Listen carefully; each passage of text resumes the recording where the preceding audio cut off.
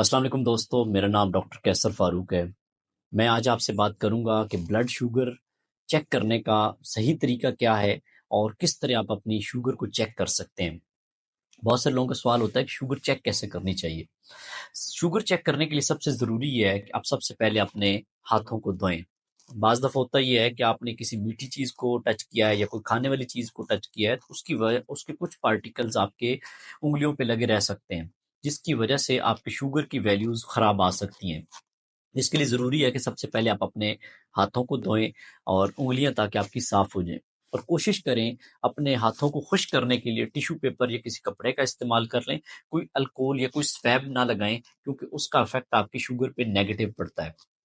इसके अलावा आप अपनी स्ट्रिप को चेक कर लें कि जो ग्लूकोमीटर के साथ स्ट्रिप्स आती हैं, वो एक्सपायर तो नहीं है क्योंकि उसकी वजह से आपके शुगर के रिज़ल्ट्स ख़राब हो सकते हैं।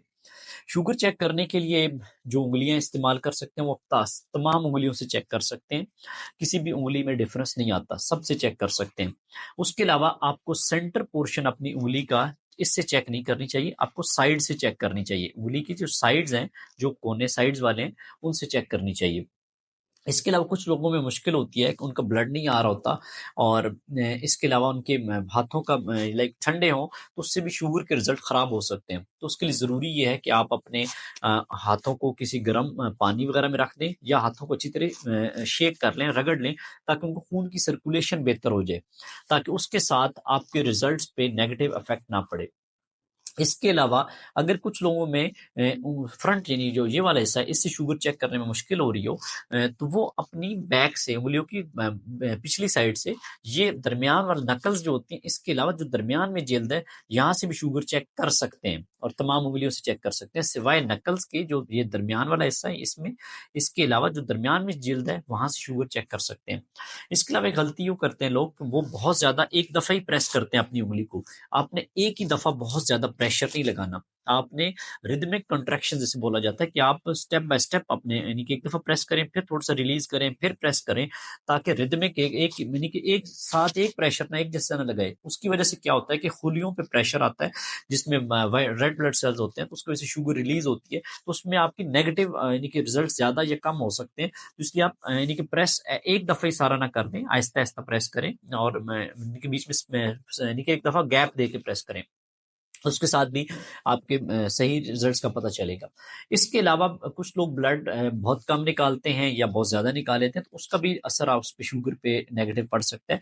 तो आप एटलीस्ट जो 2 एमएम तक ब्लड की मिकदार हो, वो निकालें। और बाज़ दफ़ा एक सवाल होता है कि हम जो प्रिकर होता है जिससे आप यानी कि जो नीडल होती है, वो कब तक यूज़ कर सकते हैं? अगर आप एक ही इंसान है, एक ही बंदा है जो कि यूज़ कर रहा है, तो फिर तो आप 1 हफ्ता तक अपनी वो यूज़ कर सकते हैं नीडल। लेकिन अगर आप घर में मुख्तलिफ लोग हैं जिनको शुगर है और सब ने इस्तेमाल करनी है और उसे चेक करनी है, तो फिर हर बंदा अपनी बारी उसको चेंज करके फिर इस्तेमाल करे क्योंकि इस तरह इन्फेक्शंस का खतरा होता है कि वो एक शख्स से दूसरे शख्स में होने का वो कुछ हेपेटाइटिस है या वायरल हेपेटाइटिस हो सकते हैं या इसके अलावा हेपेटाइटिस के अलावा एचआईवी होने का खतरा होता है।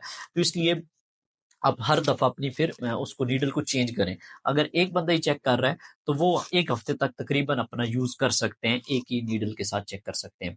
तो ये कुछ तरीक़ाकार हैं जिससे आप अपनी शुगर को चेक करें, मॉनिटर करें और शुगर आप अपनी फिर जो वैल्यू आए, वो जो जब आप ब्लड निकालते हैं अपने उसके साथ मीटर के साथ अटैच करते हैं, तो वो आपकी वैल्यू आती है, वो आप फिर नोट डाउन कर लें। लिख लें कहीं पे ताकि आपको सही बाद में याद रहे कि आपकी शुगर कितनी आई थी। Thank you so much.